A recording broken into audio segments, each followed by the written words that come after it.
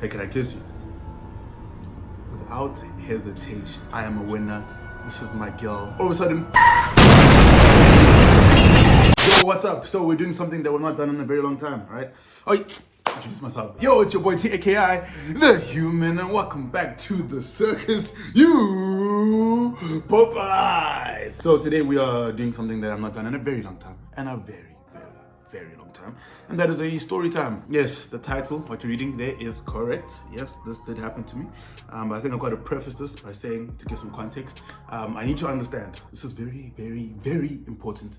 This version of me was a version of me who was still quite unhealed, let me say. A version of me who was very desperate for love, very desperate for reassurance, very desperate for affection. So the actions that I took here were not actions that I would take today. It is now time for the story time. This story takes place with me looking for a romance, looking for love. Now that I think about it, I think this might have been 2019. So it takes place with me looking for love. And me being me, because I'm a bit of an introvert, believe it or not, I decided to go look for love on Tinder. Yes, the lovely land of Tinder, where a lot of relationships come from. A lot of people fall in love. So I'm on Tinder, and I swipe with this girl. Beautiful girl, start chatting, it's vibes anyway. So we're chatting. It's really nice, really nice. And back then, what I would do is that when I liked a girl, I would put my eggs in one basket, because like if I connect with you and there's something about you that makes me connect with you, I'm there, bruv. Like my feelings are already there, and now in my head I'm already imagining like scenarios of us being boyfriend and girlfriend, and like us doing couple things together, holidays, meeting each other's parents, all of that. That's what happens in my head when I catch feelings for somebody, right? So cool, catch feelings. We go out on a date. Now, the date was really nice. We went to Rosebank. I went to some restaurant. I can't remember what restaurant we went to. But it was a good time. And then we went and we got like a shot of tequila, like some other place. So we did that, good vibes, good energy. Like I said, I'm liking this person. I think she's liking me. And now it's at that point of the date where you're like, you looking at this person, the light is hitting them in a very nice way.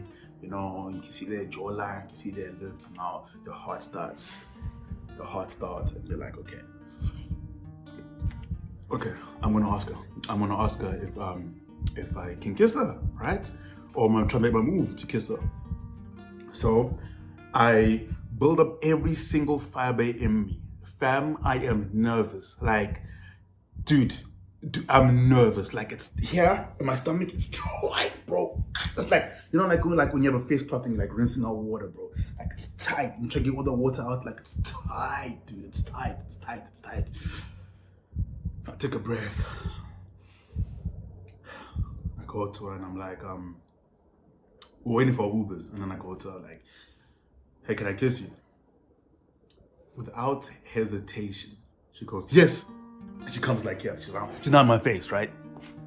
I'm like, whoa, okay. Of course, now my ego is like, hey, my boy, hey, you are him, you are lit. So now I'm feeling nice. I'm like, all right, cool. We make out. Dope. That kiss was fantastic. It was amazing. My heart is jumping for joy. My brain, the dopamine is doing the things. I'm like, yes, jackpot. I am a winner. This is my girl. We are good. We're gonna sail off into the sun. We are good. This is my girl. This is my person. Sharp. So cool. We go home. We keep talking. Now, of course, like chats are like getting, a bit frisky, a bit nice, a bit heated. It's this nice conversation. But now, of course, as we keep talking, the feelings keep like developing. And then she invites me to a party. She's like having a party at like a place or something like that. So she's like inviting everyone in like her estate and all that stuff. And then she invites me. And at this time, my cousins were coming from KZN to like come and visit me. I'm even like to her like, yo, so when I'm there, like I'm gonna see your friends, like how we're introducing each other, what's the vibe. And then she's just like, oh no, we'll see how it goes. Like, we'll go with the flow. No, let's just take it step by step. We'll see. I'm like, all right, cool. But she also said, like, why should you lie? Like, let's not lie to the people. You know, we're here together. We're here for a good time. All the stuff, you know, not a good time like that, but like, you know, we're here to have a good time at the party. Get what I'm saying? So cool. That's the vibe. That's the chat. I'm gassed. I'm like, oh, this is going to be lit. This is going to be lit. Time goes on. Next thing I see, okay, we'll call her Mary. Mary, if you sing this, hello. All of a sudden I see a notification from that party group, and it's like, Mary removed you from the thing. I look at this, I'm like, what's going on? Why am I removed? What's happening? So I'm like to Mary, like, yo, what's happening? Mary's like, nah, the party's not happening anymore. We have to cancel it. Now, any sane person, right, would have looked at that and said, okay, the party's cancelled, but why am I removed? If it's cancelled, wouldn't you just delete the group? Or wouldn't you even say on the group, it got cancelled, you know? But of course, not me there. Taki, in his feeling era, or when the feelings hit me up, I don't move like that. I ignore everything that's telling me that this person does not like me, right? I'm ignoring all the red flags. So I'm like, oh, okay, bet, yeah, okay, cool. I tell my cousins, sharp. Fast forward some time. And now, of course, as we're speaking about deeper things, she's telling me about this like ex of hers that was like very, very toxic. And she was like in this very toxic relationship with this ex and all that jazz. Sure. Now, my dad is in Botswana at this time. He's busy working in Botswana, right? He invites us over to Botswana, the family. So we're like, all right, cool, let's go see our dad. Let's go to Botswana. As we go to Botswana, right, we are in the car and we're driving there because it's like driving distance. Yeah, so we're driving. We're having a good time. Me, my mom, my little sister, we're having a good time. We're bonding. It's a vibe. It's not like nighttime and we're still driving. But now, as you get to Botswana, you start seeing like road signs, and on these road signs, you're seeing cattle, you're seeing cows, you're seeing all that stuff on the road signs. So now you're like, okay, bet it's gonna be animals and stuff here. Cool. Now, literally, there's like these cows, like we see like this group of cows, right? They're going across the street, this group of cows. We see them going across. And I make a comment like, squad, like, you know, gang, look at the cows, you know? And there's the one cow that's like a bit like late. And I'm like, oh, that cow is missing out with his homies. Sure, see this, we chuckle, we keep going. Some cows again. As this happens, literally, we see the cows, all of a sudden,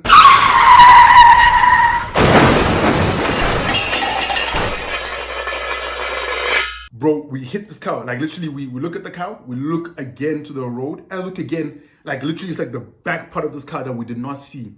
So we brake, but things were too close to this cow. So we brake, we hit this cow. Cow rolls over the car, like do. It's silence. Except it's this song that's playing, all right? I'm gonna put it up here. So the song is playing.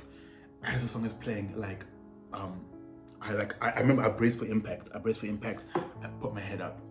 As I put my head up, I look around. I'm like, my mom was just like on like steering wheel like this, and then my sister, I couldn't hear or I couldn't really see her because now it was just dark. So then I'm like, is everyone okay? Because it was silent, right? So then I'm like, is everyone okay? I like touch my mom on the shoulder. She's like, yeah, she's good. Then I call my sister like, yo, you good? She's like, yeah. Sure. Then some car pulls up, we get out. We then see the damage on the car. So like literally the cow like rolled over, and then like on the roof of the car, it like dented because the cow like, I think that's where a lot of its body weight was, right? Dented there. Where is the cow? The cow was like behind the car, right? So, and the cow was like, it's just chilling on the road. So cool, we start speaking to the locals, contact my dad, tell him like what happened, all that jazz. Bro, this cow now is like, it like tries to get up, but it can't because like its back legs are gone. Like they're there, but they're broken. So now the car literally like it pulled itself onto the grass and it just chilled on the grass. And then it's just quiet. People come, we talk. Then my dad comes with like some of his colleagues. Cool. We didn't have to go to the police station to like speak about what happened and all of this jazz because I think I think, correct me if I'm wrong, whoever knows like how the cows and stuff work in Botswana. But I think like if you kill someone's cow or something, you have to pay like a fine or something. So trying to figure out where that cow came from and all of this jazz. But also we got into a car accident, so we have to report that. Cool, we go there. Now there's drama about the car thing. Like the police guy is blaming us, and we're like, no dog, we couldn't see. It's dark. And literally, bro, like that last cow, like you couldn't see it, dude. Like you see like maybe like 2-3 cows, but then behind them there might be like 4 or 5 because it's dark and they're moving slow, right? So we're like, nah, we couldn't see. And then man's is like, man's wrote in the police report that the source of light was the moon. Fam, the moon was a sufficient amount of light. Dog, come on. So now I'm telling like people around me like, yo, car accident or whatever, right? And now the people who, of course, are in my life and they care about me, of course, show sympathy. They're like, yo, can I call you? Can we talk? Whatever, like, you know, and they show sympathy. Now, this girl, right? The girl that I had no cool feelings for. Guys, when I tell you, like, we've been talking like a lot. And like we're calling each other like babe and stuff like that. So like to me in my head, I'm like, okay, you're my girl. You're my person now. You know what I'm saying? Even though officially no, and the conversation did not happen. Yes, I know. I can hear you shouting at me behind the screen. Dude, why did you ask her? Dude, you didn't know. Dude, you played yourself. I get it. I understand. Remember, the actions that I took here were not actions that I would take today. So cool. Then we're like, so then I tell her, right? She's like, oh no. Are you okay? Yeah, I'm okay right now. Yeah. Okay. I'm sitting there and I'm thinking to myself like, that's a weird response. That's a weird response from somebody who like says they like me and like who calls me babe and stuff like that. But maybe that's my fault. Maybe I am overthinking it. Maybe I am maybe I'm expecting a reaction from her that is just like that she can't give me, you know? And I can't expect her to react a certain way to things, you know? So I'm telling myself these stuff. But then as I'm sitting there, I'm like, to be honest, there's something that's felt off. So I go to her, I'm like, yo, something feels off between us. Like, what's going on? Like, what's happening? Like, I don't know, something feels off. And then she goes, okay, let me be an adult. We're both adults here. Here's what's happening. So my ex, the toxic one, has come back into my life. He messaged me saying he misses me and he wants to try it again, and I want to try it again with him because I'm still in love with him. I read this message, I'm like, yo, hectic. Before I can even reply, or before I can reply, I see I'm blocked. Like I'm just blocked. So I'm like, wow, hectic. So you tell me this news. So first I'm in this car accident, sharp. Then you tell me that now you're going back with this ex who you're complaining to me about being toxic. And then thirdly, I can't even get the chance to respond. I can't even get the chance to get any sense of closure from you. Wow, fantastic, great. So I'm like, wow, tense vibes, all right, we move on. You know, of course I was sad, I was upset. We move on with life.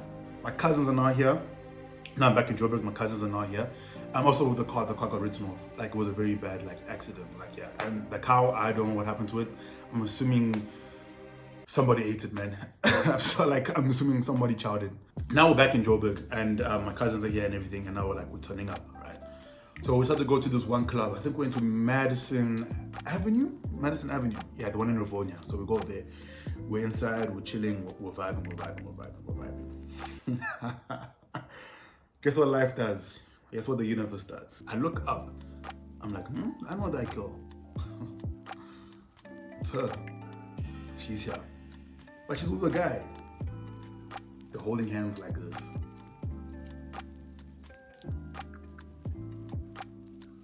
Okay. She sees me seeing her. We're seeing each other, we're looking at each other. Hey, she gets nervous. She's like, oh my gosh. Going on my night, I enjoy the night. As I'm enjoying the night, there's a moment where I'm chilling. Babes comes to me. She comes to me. She goes, hey, so nice to see you. Now I'm like, yeah, nice to see you too. Yeah. We chat. She's like, look, so I want to apologize. And I'm like, for like doing what I did. I'm like, okay, what did you do?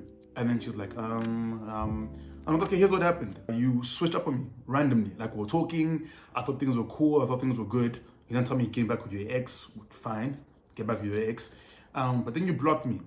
That's the part that pissed me off the most, is the blocking part, because I didn't even get a chance to like respond. And it's like, no, you're right, I'm sorry. I shouldn't have done that.